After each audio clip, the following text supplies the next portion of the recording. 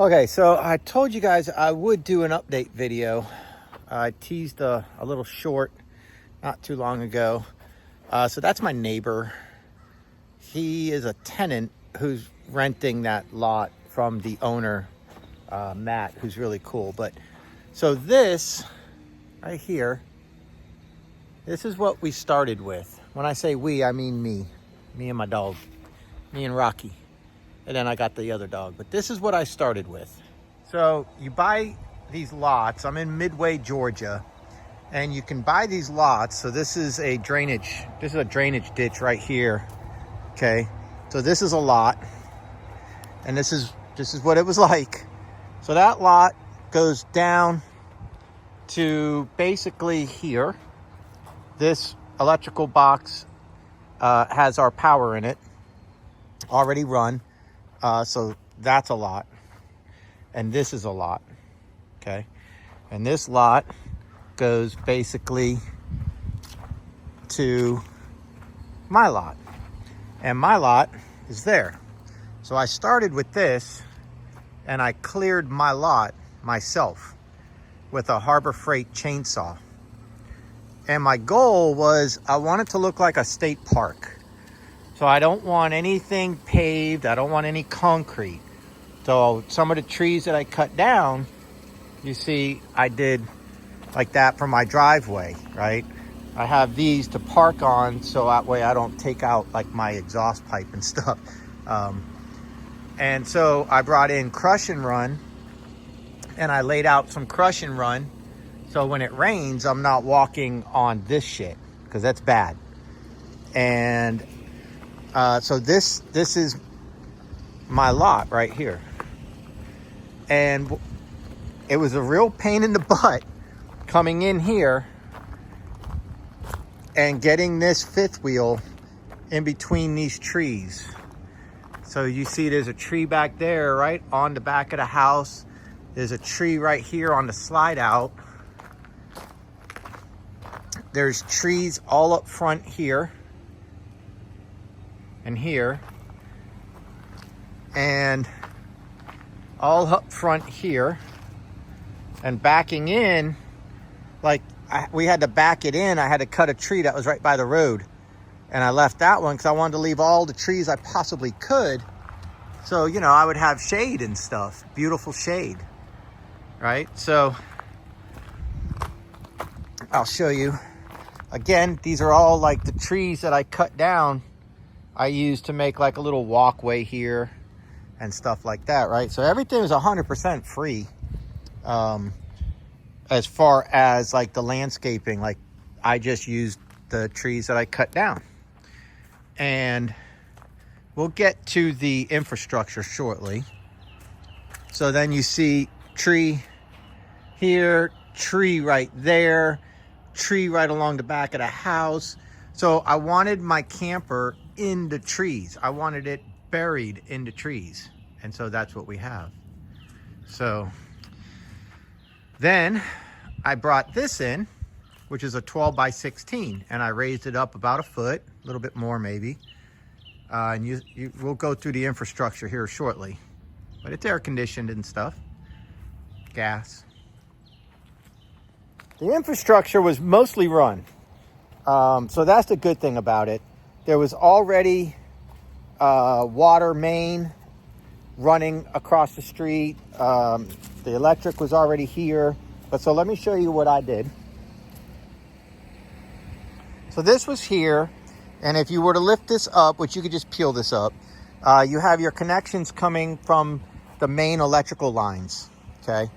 And so this right here is just a jumper that they ran that goes up and over to the neighbor and down because they have a break in the line underground and they need to come back and fix it.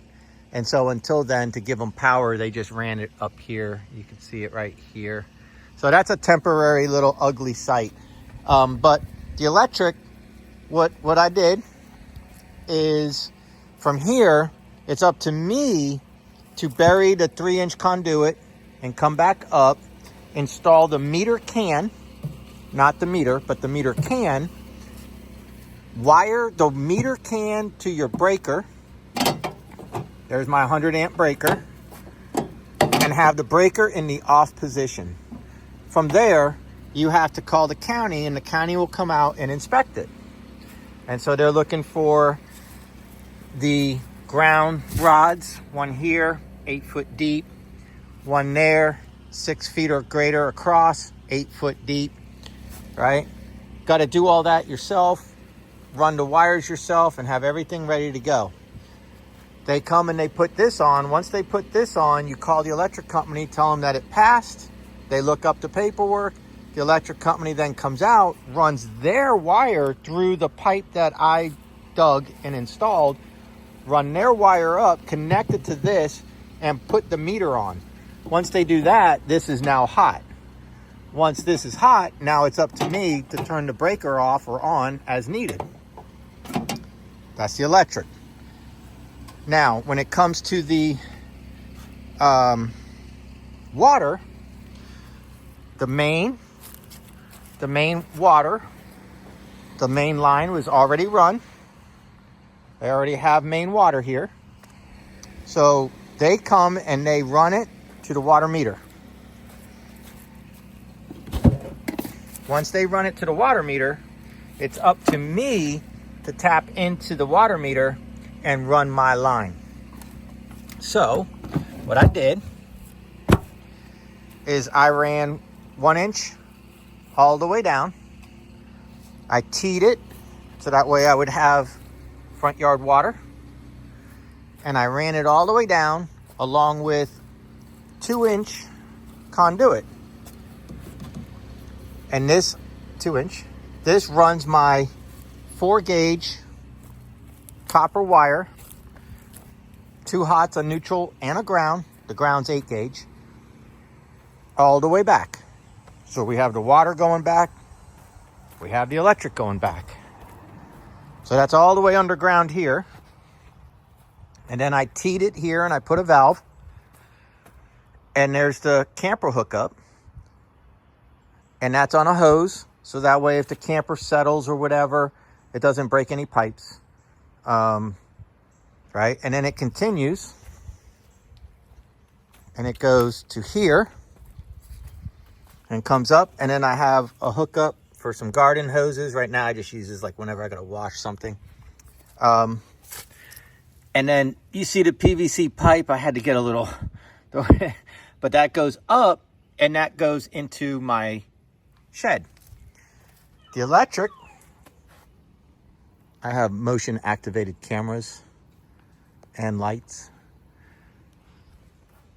The electric comes up here and goes in to the shed. So we have water going in, we have electric going in. I also, hopefully that'll stop. It's not gonna stop until I hide. Hold on, I gotta get out of sight and then it'll reset. Okay, it just, where's it going? See, it's right there. It's a motion detector. It's an AI motion detector. Okay, it reset back to, it's now guarding anybody or anything that would come off the road behind me and come through this way. There's a path for me and Rocky, and there's a couple residents that were like, hey, do you mind if we cut through? Because that main road takes you up to the other main road that takes you to like grocery stores and stuff. And some people have bikes and walk or whatever. And I'm like, yeah, you're fine. But I do have cameras to keep everybody honest. There's another one there. And they're all AI motion detector type. Now the gas, I had the gas company come in, install this, run the line, and then they ran it into here where the propane tank would be. Oh, this got corroded on me and it's really hard. I have to break the corrosion. But where the tank, let me zoom out, where the tank would be in here, that tank right there, it's hot wired in, right? So the gas is hot wired in there, coming off of this. And this is at just under 70%. When they installed it in May, it was at 80. That's what they put in it to start. They put 80%. They don't fill it to 100. I don't know why, but they put 80%. If I were to call them now at 70 and say, hey, I want to top off, they're going to top me off to 100, which would be 30%, but they're going to charge me 50%. So you got to wait for it to get down to like 50 or 45, and then you call them for a fill up, and they'll come fill this up. But since May, this has been at 80, so I've used 10 or 11% of this. Not percent, but PSI of this. And this does run my stove. It runs my heater. It runs my hot water. So, but now we're getting into winter, so I expect this to go down quicker. But anyway, so there you go. Now it gets a little bit better. So the gas comes through, and hold on, let me get this out of my way. I had the gas guys hook it up, and because this camper, you can hook this bottle up to here, and you can hook the other bottle up to the other side, open them both up, and you got gas for a really long time. What I had them do is make this connected to the main tank out there as well, and then this valve and this, so I can put a barbecue grill here and run off that 125 gallon propane tank. So I'll never have to fill a propane tank. I'll always have that one full. This is just a Temu thing I got just to put packages in case, you know, I get packages delivered. So that's the water, that's the electric, and that's this. Now we'll get into a little bit more the logistics, because it's interesting. And I want you guys to see how it is. So from the street, shit, this thing's going to go off on me again. If I stay still, it might not. Okay, it hasn't detected me yet. From the street, the electric comes down, comes up, and goes in. So when it goes in, it goes into this box right here.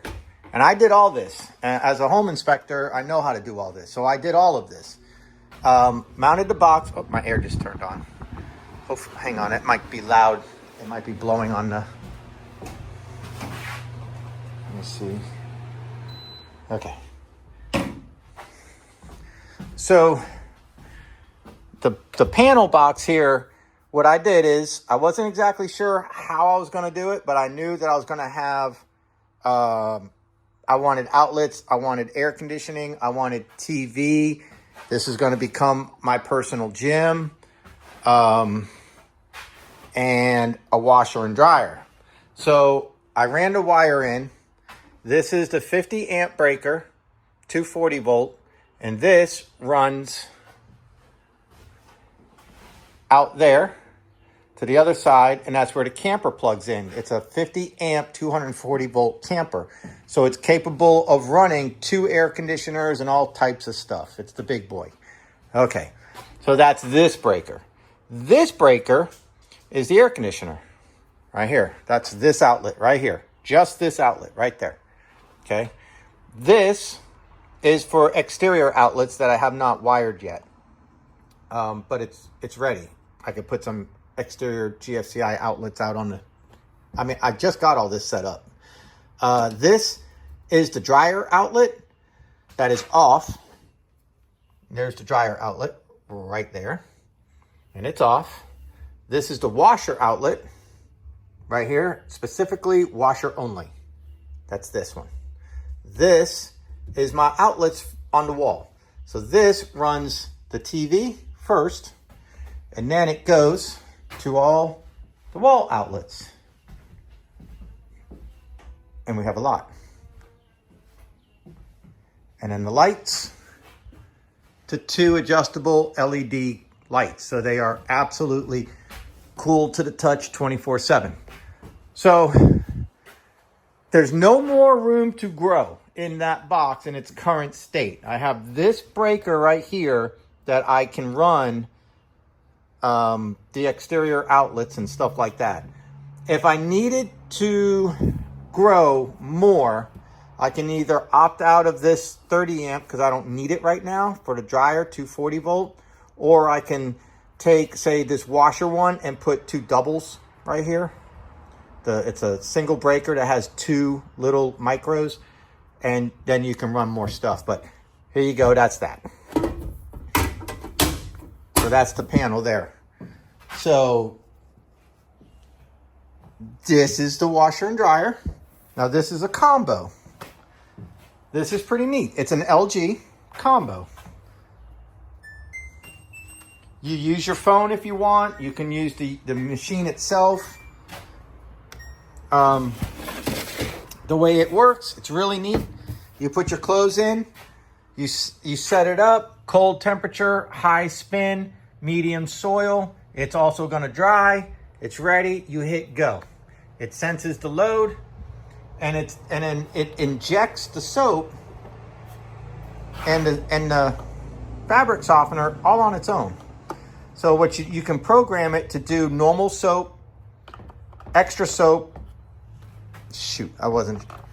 fabric softener, and soap. This is if I wanted to just pour some soap in, then I would just pour it right here. This is injected soap, same soap, but you can just fill this up, which it takes almost this entire 36 ounces. It takes about 24 ounces. You can fill this up. The washer, when you turn it on, is going to inject the soap according to how the drum senses the weight of your clothes. So it knows how much water to use, how much soap to use. Same with the fabric softener. So once you fill this up, you don't have to fill it up again for like 10 or 15 loads. Same with the fabric softener. Or you don't have to use this. You could just pour your fabric softener or your soap right into that. And you'll hear the water rushing through it when it starts. So that's the washer and dryer. I got that. It was about a month old. The guy had a scratch on it right here. I got it for $1,500. It's pretty nice. It's really nice. It does bedding and everything. So you have your filters up here, and then you have another one down here. Important to clean those, but it's 110 volt. It's not 240 volt. So I ran for 240, but I don't need it yet, but I'm going to leave it. And then I have my drain line right there, and 110 is just plugged in, and there you go. So it's okay. The positive about it is it works perfect for my situation. Like, it's just there, it doesn't take away from my gym at all. The negative about it is it's not going to work if you have a family. This is worthless if you have a family. I'm just telling you right now, if you're in the market for like a all-in-one combo air conditioned washer dryer, this is not going to work for your family because it takes 2.5 hours to 3 hours to do a load. It is no joke. For one, because it's 110. So because it's 110, the dryer doesn't get as hot as you would hope it would. And for two, you can't start a load of wash and then in 45 minutes or 40 minutes when the wash is done, put it in the dryer and then start another load of wash. And when the dryer is done, quickly set another load into the dryer and then start a third load for the wash. So you can't do 3 loads in 4 hours like you can with normal stuff. This is 3 hours for a load. An hour and 45 minutes is about the quickest at high spin, medium soil. If you go up to super bad soil, like it's really dirty clothes or whatever, it was like 2 hours and 45 minutes to do a load. So it's perfect for me because I get up, I come in here, I do a workout, and I start a load of laundry. And when I come home for lunch after the first house inspection, I come home for lunch, let my dogs out, my clothes are done, and it'll tumble.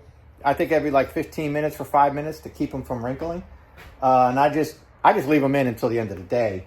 But yeah, so it works out good for me, and it might work out good for me and, one other person living here. Like, let's just say I had a live-in girlfriend or something.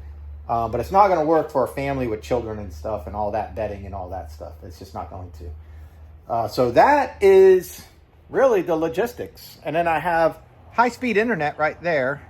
So that is underground. What's it called? The light, the fiber optics. That's fiber optics right there. And that goes in. And the router is actually in one of them storage compartments right there. It's not even in my camper. No holes were drilled. but the router, so the router feeds the cameras and everything. And that's all right there. That's the septic right there. So what I did is I have a 225 gallon septic tank. So everything goes into the septic tank, and then the liquid comes out of the septic tank and goes into a trench. You could see I have drain field rock around it, but then that continues, goes out, and the liquids go into the ground. We don't have well water here, so you don't have to worry about like that 100-foot rule or anything like that from well water. We have a community well, but it's like 2 miles away from here anyways. And it's on its own like baseball field area. So the liquids go down just like normal septic. The solids stay in the tank. And there you go. So that is all the logistics. That's the slide out living room / kitchen. That's a hall window. And that's the master bedroom. So the next video will go inside the camper. I'll show you guys what it's like in my camper. It's a 2010 Mountaineer, what's the word? Keystone? It's a Keystone Mountaineer. It's a 2010. New refrigerator, new hot water, new air conditioner, new stove and oven. And then I took the toilet out, rebuilt the toilet with all new seals, put it back together. And that's about it. So I got this for $14,000 cash. Not bad. And the land was $8,500 plus closing costs and attorney fees. So yeah, pretty good. So the next video we'll do a more in-depth of the gym. I'll show you guys all the equipment and what I do in the gym, and we'll go and we'll tour inside the camper. That'll be part 2 of this. Okay.